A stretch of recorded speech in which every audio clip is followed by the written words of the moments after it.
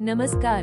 लिपस्पीक hearing और speech clinic प्रस्तुत करता है हियरिंग लॉस इन चिल्ड्रन। इसमें आज हम बच्चों में हियरिंग लॉस के कारण और उपचार के बारे में बताएंगे। क्या आपने कभी सोचा है कि कुछ बच्चों को सुनने में क्यों परेशानी होती है? ये कई पेरेंट्स के लिए चिंता का विषय है, खासकर जब आप देखते हैं कि आपका बच्चा आवाजों पर रिएक्ट नहीं कर रहा है। जैसे जब आप उसका नाम पुकारते हैं तो वह मुड़ता नहीं है या डोरबेल बजने पर जवाब नहीं देता है। बच्चे कैसे सीखते हैं, खेलते हैं और परिवार और दोस्तों के साथ कैसे जुड़ते हैं, इसमें सुनना बहुत जरूरी है।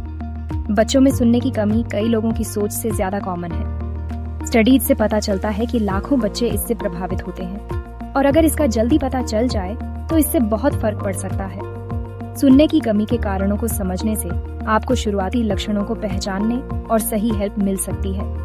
कभी कभी कारण सिंपल होते हैं और उनका इलाज करना आसान होता है, लेकिन दूसरी बार ऑडियोलॉजिस्ट की जरूरत पड़ती है। आइए सबसे कॉमन कारण से शुरू करते हैं, कान के इन्फेक्शन। ये बहुत बार होते हैं, खासकर मॉनसून के दौरान या जब बच्चों को सर्दी और खांसी होती है।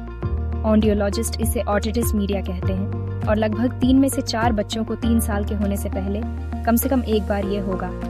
ये इन्फेक्शन तेजी से हो सकते हैं, खासकर वायरल फीवर के बाद या जब एलर्जी बढ़ जाती है।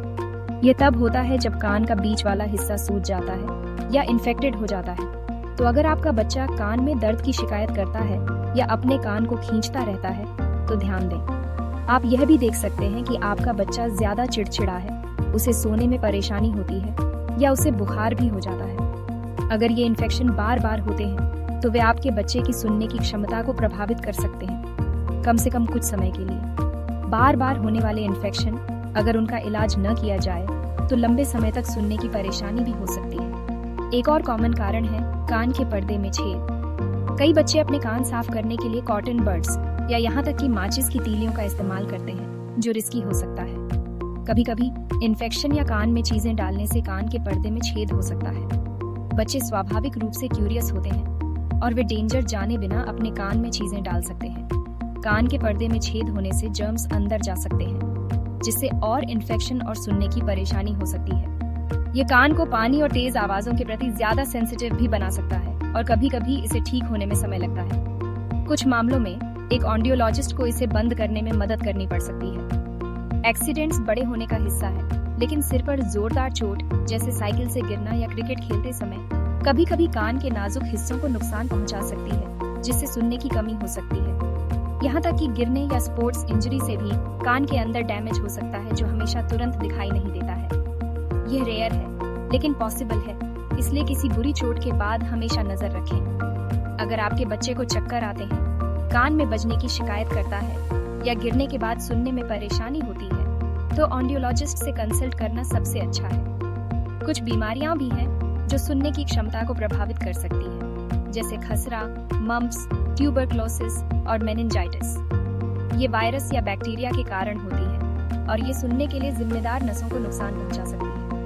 कभी कभी आपके बच्चे के ठीक होने के बाद भी सुनने पर असर बाद में दिख सकता है। अगर आपके बच्चे को इनमें से कोई भी बीमारी हुई है तो अपने ऑडियोलॉजिस्ट को जरूर बताएं। वे सुनने का टेस्ट रिकमेंड कर सकते हैं, क्योंकि जल्दी इलाज से लंबे समय तक चलने वाली समस्याओं को रोकने में मदद मिल सकती है। कुछ दवाएं, खासकर ट्यूबरक्लोसिस या कैंसर जैसे सीरियस इन्फेक्शन के लिए इस्तेमाल की जाने वाली सुनने की क्षमता को भी प्रभावित कर सकती है। इन्हें ऑटोटॉक्सिक ड्रग्स कहा जाता है।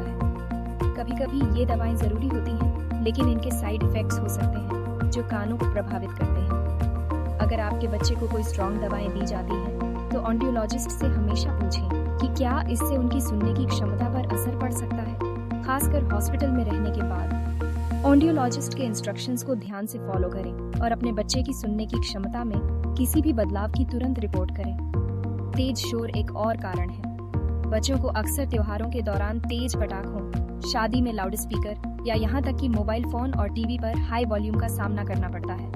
बहुत ज्यादा शोर आपके बच्चे के कान को नुकसान पहुंचा सकता है, कभी कभी परमानेंटली। अपने बच्चों को हेडफोन पर वॉल्यूम कम रखने और शोर होने पर ब्रेक लेने की शिक्षा दें। त्योहारों या तेज इवेंट्स के दौरान कान की सुरक्षा का इस्तेमाल करें और उनकी सुनने की क्षमता को बचाने के लिए मोबाइल और टीवी वॉल्यूम पर लिमिट सेट करें। तो अगर आप देखते हैं कि आपका बच्चा आवाज़ों पर रिएक्ट नहीं कर रहा है, जब आप बुलाते हैं तो वह जवाब नहीं देता है या अजीब लगता है, तो इंतज़ार न करें। अपने ऑडियोलॉजिस्ट से कंसल्ट करें। आशा है कि आपको ये वीडियो पसंद आई होगी। इसको लाइक, शेयर, कमेंट और चैनल को सब्सक्राइब करना न भूलें। कंसल्टेशन के लिए दिए गए नंबर पे कॉल करें। धन्यवाद।